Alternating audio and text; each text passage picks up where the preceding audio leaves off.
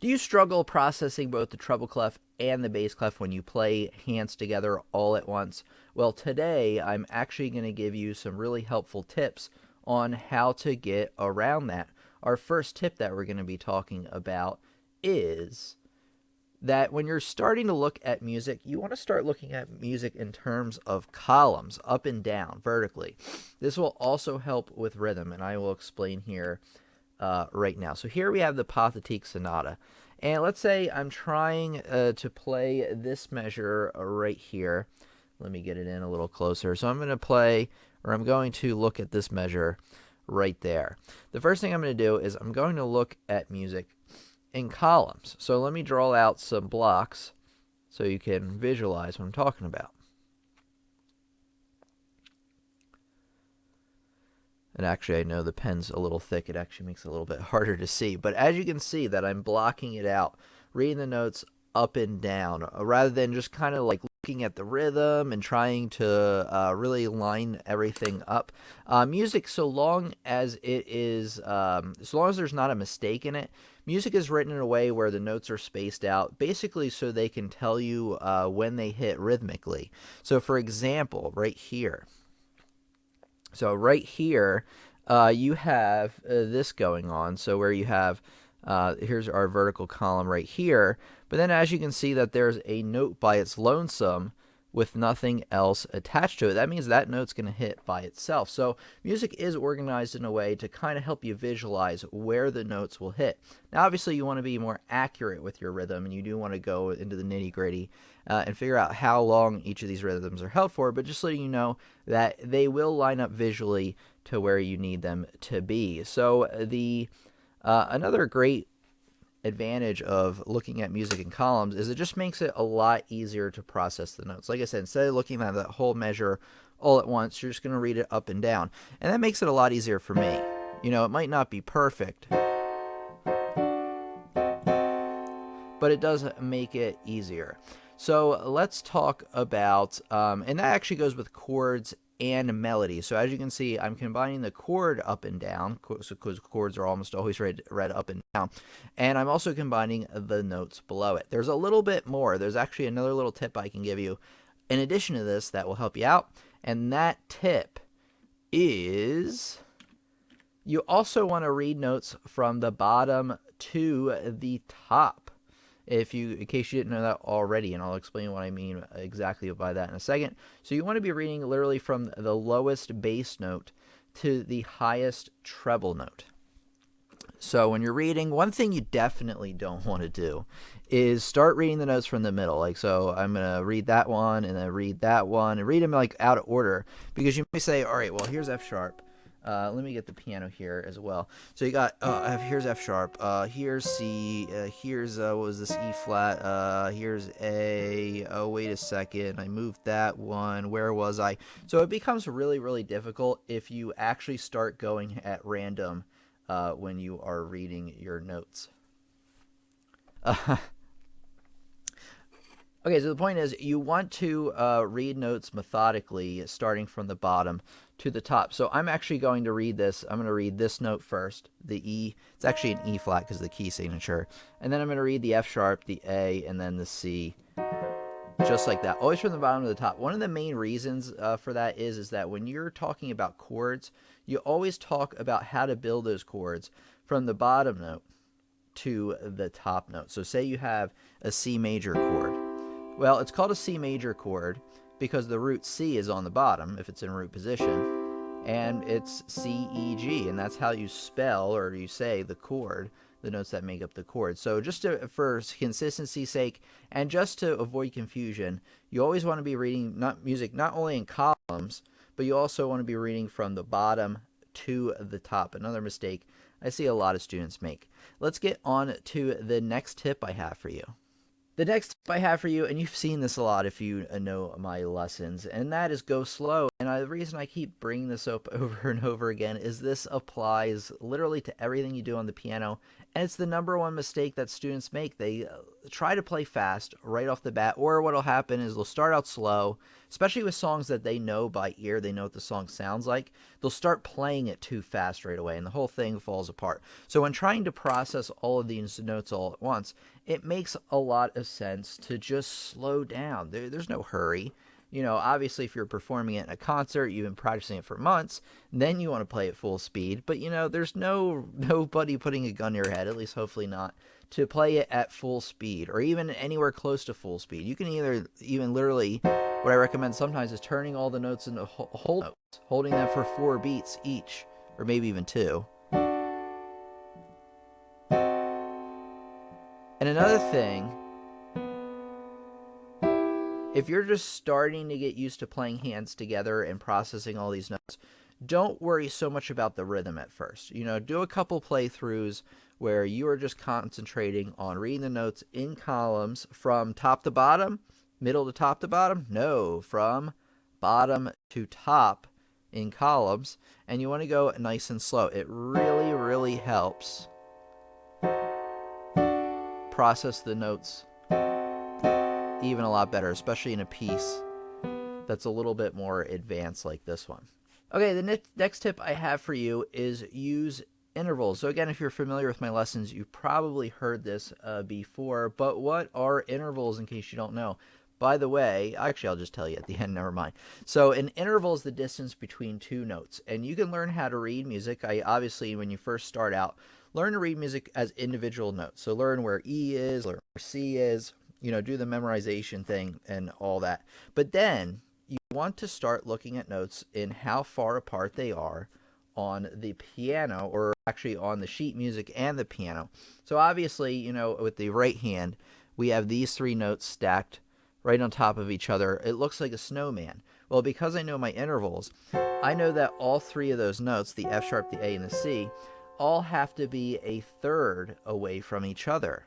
So using that knowledge, I can read the notes even a lot faster. So use some of the things we've talked about in the past in combination with what we're doing today. I'm going to give you a final list here at the end so you can reproduce this technique over and over again. Print it out, maybe put it somewhere around where you practice so you can remember it real easy. So remember to use your knowledge of intervals. And then one thing I did want to tell you, after the end of the lesson, you want to check out the description, because in the description I have a link for you on for 2 places. One, if you don't know how to read music at all, and then another is to a video on how to read music faster. Definitely want to check that one out, because that's where we talk about the intervals and everything we are talking about today. All right, let's talk about the next tip I have for you. So one last time, remember, look at notes in columns and print this out if you need to and put it around where you practice. So read notes from the bottom to the top, go slow, and use intervals. So that is the technique. That's all the secrets there are to it. We're going to have a discussion about it, though, right now. Okay, our live stream attendee, John Cook, has a great question here, and he asks, do you try to master 1 or 2 measures before moving on to the next measure? This is a wonderful question. So you really should really only move on to the next measure once you've completed the measure and eliminated any glaring mistakes that are really obvious. So you shouldn't be playing a measure and knowing you totally screwed up that measure and then just move on to the next one. You don't want to do that. But you also don't have to have them absolutely perfect either. You want to just be able to play through the measure, like I said, without any glaring mistakes where you consciously know there's a mistake. Now, in terms of perfection, and what I mean by perfection is having perfect rhythms, going through and adding in all the dynamics and everything, these are things that you're going to do later. But one thing I just want to reiterate is that you don't want to move forward if you're making mistakes that you are aware of. You're going to go through the song later on to clean up the very small details. You're going to listen to recordings. You're going to play with the metronome. You're going to do all these things to really help you catch these mistakes, which will make a great lesson all on its own that I can make. But you certainly don't want to be moving on to the next measures if there's huge mistakes. Okay, Gary asks, should you learn from to bottom, starting with the bass clef, or starting at the bottom with both clefs at the same time? A wonderful question. The answer is you want to start from the bottom of the bass clef. So what you want to do, like, so say I have this example here. Let me show you with the piano. I'm going to read the bass clef. I only have one bass clef note. But if I had two bass clef notes, I'd read the bottom one first, then the top one. So bass clef first, bottom, top, and then treble clef next, bottom, top, like that. So playing this one, I'd have bottom, and then just the notes, the next notes up from the bottom to the top. So it's between both hands. It's not both hands at once, bottom, top. It's left hand, bottom, top, right hand, bottom, top. So the whole thing from the bottom of the keyboard to the top. So let me know if that didn't make any sense, and I can explain it in another way, but that's how it works out.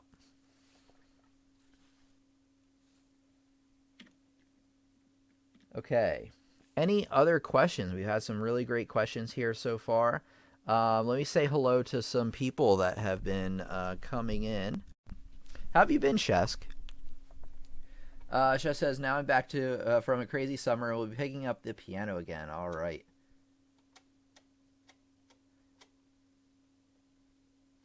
Okay. Love is a guitarist. Is this lesson going to help me? It might.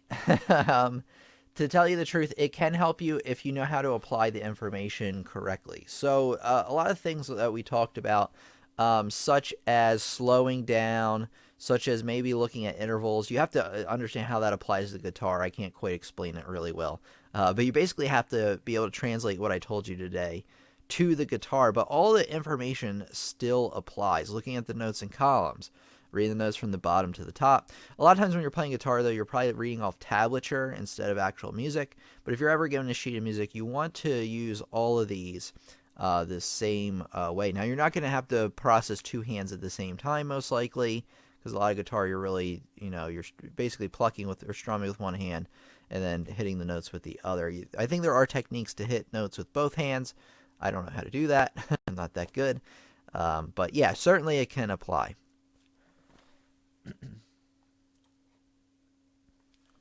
Gary Cook says, thanks, Tim. You're very welcome, Gary. So happy I could help you out with that. All right, anybody else have any other questions? While more questions are coming in, I'm going to show you around the website really quick, because I have a website. And one of the things, well, all of the things are important, but one of the things I'm going to tell you is really important if you are interested in the live streams here. So if you go to my website, you can either type in lessonsontheweb.com, like the channel name, or you can type in piano lessons on the web.com. Let me just make sure lessonsontheweb.com still works. All right, good. It still redirects and everything. So I have a website, lessonsontheweb.com. One of the things I want to tell you about first is that if you click on the community page at the top, it brings you to the community page. How about that? And then you scroll down, and then you can see a calendar of when we're meeting and what we're talking about. I only have maybe the next couple of weeks planned out in advance because I don't want to. I find that the longer I schedule things out, the more likely things will pop up and kind of mess it all up. So I try not to plan ahead too much. But you can always find like the next few weeks what we're going to be talking about right here.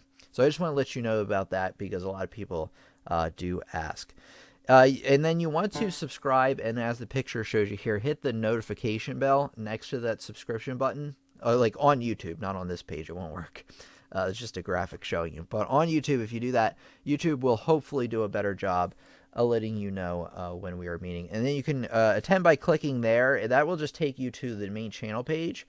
But if we are currently live streaming and you go on the main channel page, it should pop up that we are meeting live. So I just want to let you know about that because if you are a first-time attendee of the live stream or you've attended a lot of these, I want you to come back and feel like you are invited back anytime. So this page is definitely for you if you want to see what we're talking about and when, so that you can plan, the next couple of weeks ahead of when you want to attend, or you can attend all of them if you want. But do not worry if you can't make it, because a recording will be provided for you, of course. Okay, let's take a look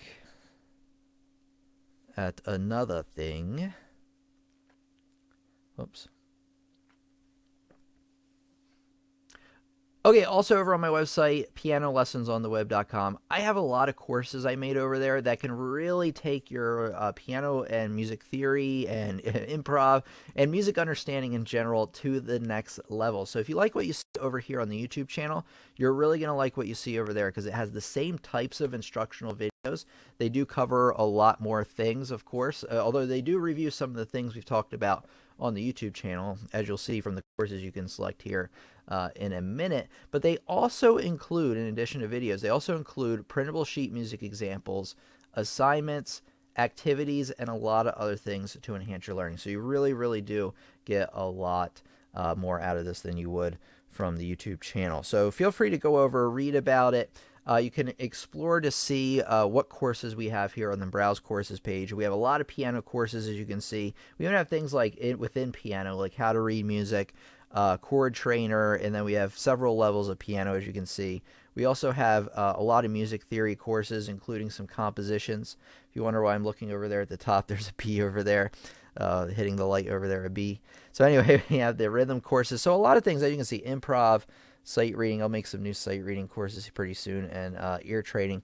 So a lot of topics, a lot of things we haven't covered on the YouTube channel, and at least not at the detail. That can this website can really, really help you learn way ahead of what the YouTube channel can do. And if you want a great review of things that we've already talked about on the channel, but you still want those printable sheet music examples, you still want all the other things I talked about, you can actually take the Introduction to Piano and Music course. So any of these courses, you can click on the course title, and it will bring you to the description page where you can read about it, you can watch a sample video, and anything else that you would pretty much want to know. One more thing I want to tell you is that if you use code YouTube, it's really hard to remember, you code YouTube during checkout, you can get an additional 15% off. And I want to mention you can purchase courses individually or for $29.99 for the most part, or you can get them in course packs and get a deal. And by the way, you can use the code YouTube on those course packs as well and get an even bigger discount. So I want to let you know about that because if you like what you see over here on the channel and you're serious about learning music, serious about taking things to the next level, then you definitely want to check it out, pianolessonsontheweb.com. Okay, so now that I have told everybody about that, is there any other questions about what we talked about tonight? If not, we'll talk about a couple other things, and then maybe we'll wrap it up after that, but I just wanted to know. But don't bail on us yet, because sometimes we get the discussions going on a little bit later on in the lesson. Let me give you a link to my website in case you don't have it.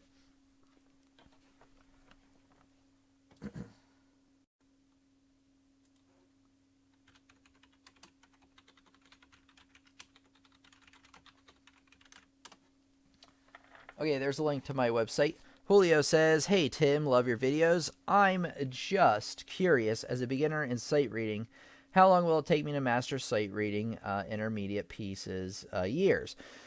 It will take, I said this actually in my sight reading video, which if you want to check out, let me show you how to find it.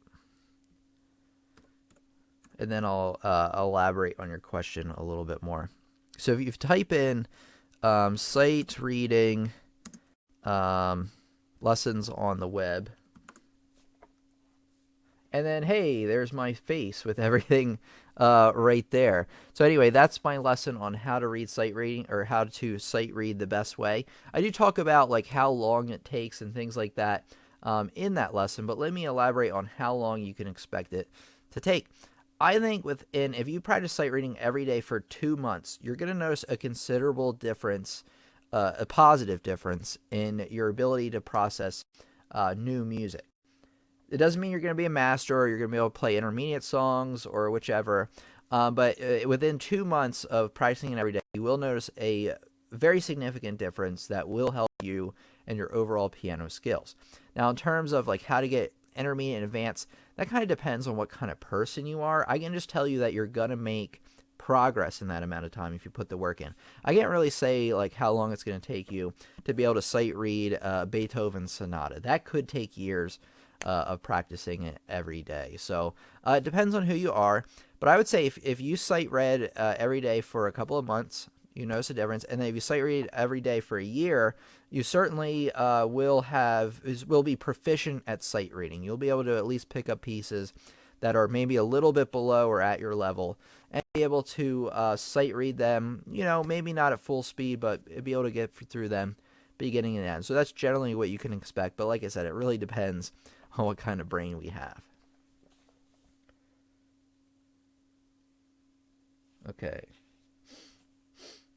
Okay, thank you very much, Shesk.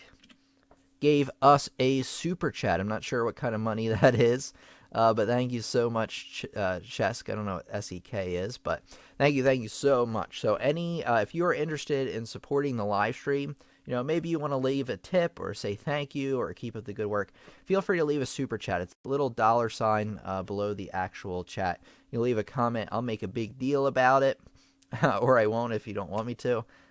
But it really helps out, and I really, really appreciate it. So thank you to Shesk.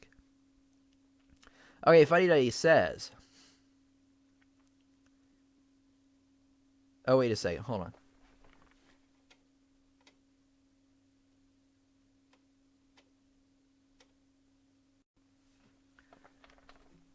Okay, we got Abigail says is a wonderful offer on the lesson. Thank you very much. And then we had Fuddy Duddy says maybe showing chords with the left hand major, minor, diminished, fingering C, F, G chord. So is that an idea for a lesson, Fuddy Duddy? Showing chords with the left hand major, minor, diminished. Oh, are you talking about for today? I can do that today. Oh, Swedish money. Okay. Let's see, we have Julio. Thanks, greetings from the Philippines. You are very welcome, Julio. And you're welcome to come back to the live stream any time at all. Okay, Fuddy Duddy. So let me know what you meant, Fuddy Duddy. Whether you wanted that as a lesson or you wanted me to do that now. In terms of major or minor chords, just remember that for major, you're going to hit your note. So like for C major, you hit that note. Then not including that note you started on, you want to go up 4 half steps. 1, 2, 3, 4. And then you want to go up 3 more. 1, 2, 3. Just like that. And then minor is the reverse. 3 and then 4. I would start out actually just by memorizing the chords. Memorize the white key major chords first, which are C major, F major, and G major. Next, memorize the chords that have one sharp in the middle. So you want to approach this methodically like everything else. D major, E major, and A major. All three of those have a sharp in the middle. And then you want to start going through and learning the ones that have like sharps on the outside. And then, learn them based on how they look. So you want to keep them all grouped together. Like I said, all white key major chords. Ones with the sharp in the middle. And then, the other ones. But yeah, I will make a lesson. I can definitely make a lesson on that fairly soon. Okay, let me... Showing chords with the left hand. Okay. Fingering. Okay, and then the fingering, and I'll make a lesson on this, but it's 5, 3, 1 for any kind of triad, as long as it's in root position. Just like that. So yeah, I'll elaborate more on a lesson. Let me write down the, thank you very much, Fuddy Duddy. Let me write this down as a lesson idea, and that way as I'm sorting through and making up the next lessons, I can hopefully add that in there. So let me write that down for everybody. And I want to say special thanks to Gary for the $5 super chat.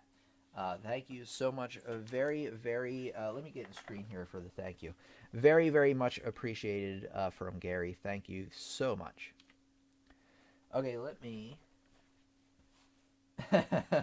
Your 100 SEK and raise you $5 Australian dollars. Thank you very much, Gary. Okay, what was I doing over here? I had something I needed to do. And then what was I going to do? I wasn't going to send a link to anybody. Oh yeah, I was going to write down this lesson idea.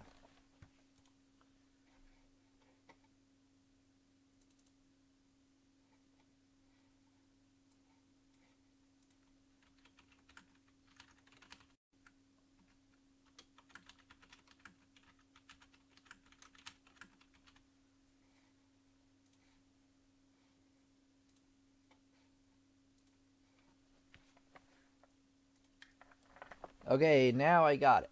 All right, now we got it all fixed up. I got the lesson idea written down, so I make a better lesson on that at some point. Okay, any other questions about what we talked about? We had a great lesson here again today. We are meeting again on Sunday, so make sure to check us out for that lesson. If you want to learn more about how to read sheet music, whether you don't know anything about reading sheet music or you want some tips on how to get better and really take things to that next level, check out the playlist I gave you in the description. I'm going to give another call out before we leave today, but I just want to let you know about that. If you're like, I really like this lesson, but I really wish I had the context around it, and, I just want to learn more about reading music in general. The better you can get at reading music, especially sight reading, which is being able to read, something you've never seen before, it will really, really help your ability to learn new pieces a lot faster. All right, Abigail says, in time to come. Oh, excuse me. Sorry, my allergies. A little bit. Not too bad, though. Abigail says, in time to come, you will get my donation to him. Well, that's quite all right, Abigail. No rush. I know that you had just gone through a hurricane in your area, so, obviously take care of yourself first. That's my advice to everybody. If you want to donate, make sure, and Abigail's doing the right thing. Just make sure your stuff's taken care of first. You can donate later. And then actually even being a part of the live stream really, really helps. Being a part of our community. That alone does help a lot. So thank you so much. Okay. Adria says, so question, when you had the sheet music up, on the far right of the sheet music, was there another bass clef written? What does a second clef mean in music? Great question. A second clef in music means that you're still going to be playing with that hand. Let me see if I can find what you're talking about actually, and then I can explain it a bit better even. You're probably talking about, maybe not that. But you can definitely have double bass clef. Let me try to find where that happens. It's not there. I thought it was there, but... Oh, here.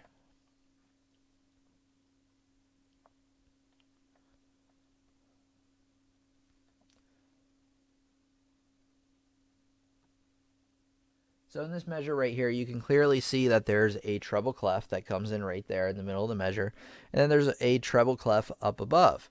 So what that's for is, notice how in the treble clef right here, the right hand treble clef, the normal one, that the notes are really, really high up this way. Well, when that happens, then what they'll do sometimes, if they want the left hand notes to be kind of far up the keyboard, but maybe not quite as high, they're going to be using double treble clef, basically to be telling you that your right hand note's going to be way up here, and your left hand note's actually going to be in the area where your right hand usually is. So, but you're still going to be playing the top line with the right hand, bottom line with the left hand. That doesn't change for the most part when they do that. They're just showing you that you are, and you will actually read these notes as treble clef notes, but you're just going to be playing them with your left hand. It can be very confusing at first, for sure. But that's what it's for, is when you're playing notes really high up. And then conversely, if you had double bass clef, like the left hand bass clef, right hand bass clef, that's for notes where you have really low left hand notes. And then your right hand notes are also lower, lower than middle C, around usually where the left hand would play. So that's how that works.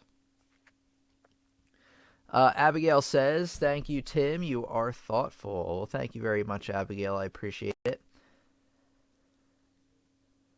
Okay, so hopefully that answers everybody's question on the second clef. Let me know if I can elaborate any further.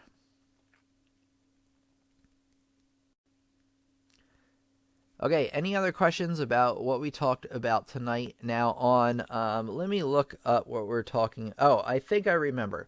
So Sundays, sorry, I got a little... I don't know. I got like well, never mind. Too graphic. But the allergies are getting me again, and I got some nasal congestion, I guess is a good way to put it. But anyway, Sunday, we are talking about how do you know if you're still a beginner piano student? And what we're going to be mainly talking about in that lesson is my personal rating of what a beginner piano student should know, and then what an intermediate piano student should know, and what an advanced. So basically, if you're watching my lesson, watch this lesson. You watch my other lessons, I mean. Watch this lesson, because then it's going to kind of help you place you, at least in my mind, whether you're a beginner student, intermediate student, and an advanced student, and basically what things you need to learn to break out of that intermediate kind of sphere. So that's what we're talking about on Sunday. And then next Friday, we have another lesson, I'm sure, on something fantastic. Let me take a look.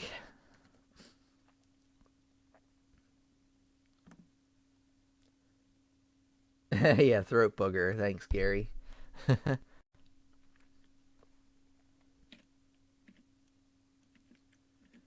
Okay, here we have the page I was talking about earlier, the community page. Oh, and then next Friday we have a how to practice your scales and arpeggios, the whole routine. So I've talked about scales and arpeggios, what they are, things like that before, but this time I'm going to give you the practice routine on how to master these. I think you're going to find that really, really helpful. If you obviously you need to learn scales if you're learning piano, if you want to get good at piano, so this will help you out with that. And then we have piano fingering for all types of seventh chords. I think Rich is going to like this one because he had been talking to me about it for a while, even though I think Rich is probably familiar with this by now. And then I'll probably even talk about arpeggios in that one as well. And then Friday, November 3rd is everything beginners need to learn about playing piano in one lesson. Now, it's not, I'm going to change the title a little bit, but basically what that lesson's for is that lesson is really so, if you're a beginner learning how to play piano, right, there's a lot of things you have to know about before you actually start playing. And this lesson's all about that. And it's actually going to teach all those things in one lesson. So these are things like how to find notes on the piano, how to read music, how basic rhythm works. It's all going to be all this stuff all in one lesson. And I'm going to try to work in maybe some tips and things for those of us who aren't, at the very beginning. But it's going to be that type of lesson.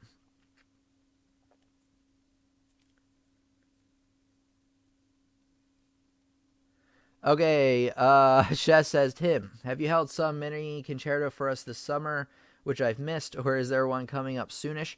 Have you checked out, this is a question by Shesk, by the way, Shesk, have you checked out, go to the YouTube page, and then, I don't know, type in recital and lessons on the web. There it is.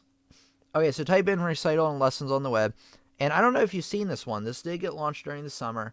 I don't think you were in that live stream at that point, but it's called My Piano Recital at Westchester University School of Music, and this is literally my senior recital I did when I attended university there.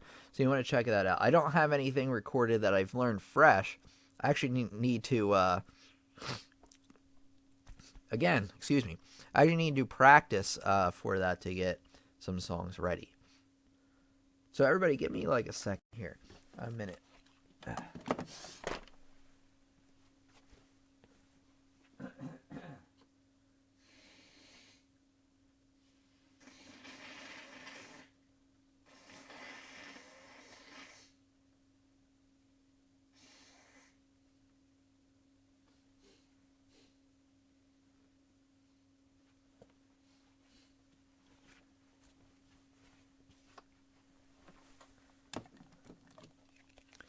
Okay, just gonna see that one. Sorry, everybody, I had to blow my nose a little bit, but I made sure to do it gently. I didn't have a glass of water to use, but I did make sure to be careful with it. All right. Shasta asked, was this from or part of your exam for graduation? Yeah, it was part of that. There was actually another.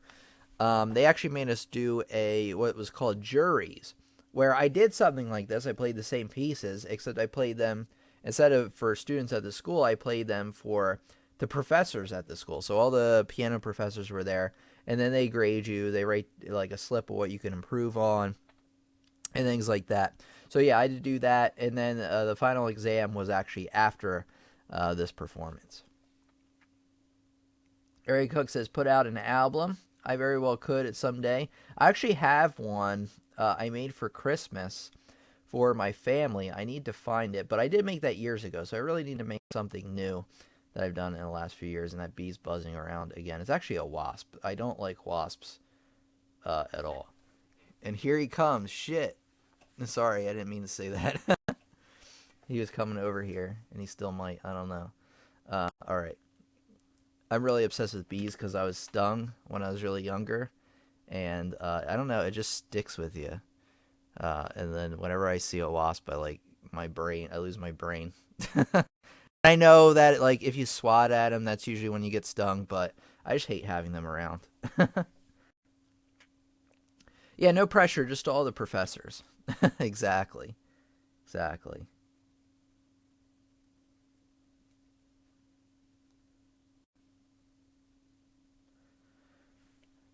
All right, everybody. Does anybody have any other questions for me? If not, I think we'll probably conclude here.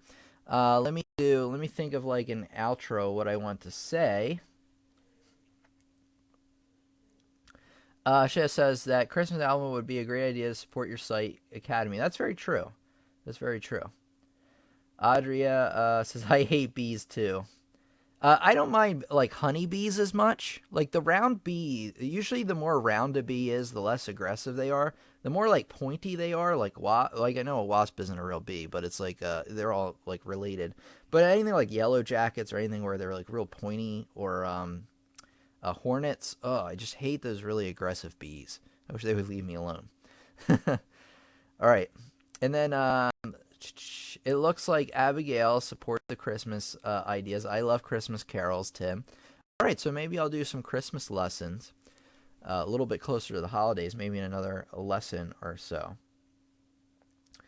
Shet says, wow, our chat is like 2 to 3 minutes delayed for you. That is very true. Although it could be that I could have read your comment a little late, but yeah, it is a little bit out. And that's something on YouTube's end. I actually can't do anything about it. The only thing I can do is actually delay it more. That's it. Oh, no. Actually, what I can do is I can reduce the latency. Excuse me. The problem with that is that then the quality would go down. So I wouldn't be able to stream at 1080p or anything like that. So the buffer, the time, kind of helps the video buffer.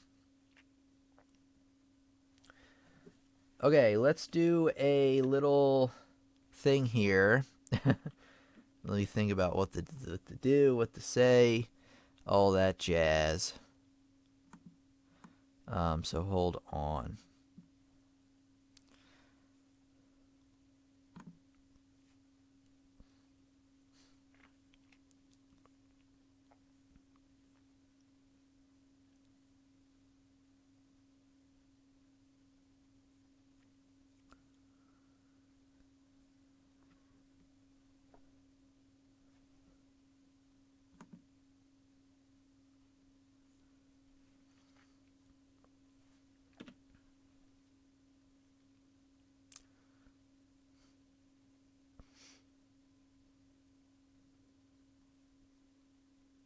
Okay, so here's what I want you to do. If you want to learn more about how to read music, maybe you don't know how to read music at all, you'll want to check out this playlist, and I'm going to show you exactly where it is. So in the description right here, you can see that there's 3 links. There's piano lessons for beginners. That's a playlist for people like just starting out. They've never played piano before.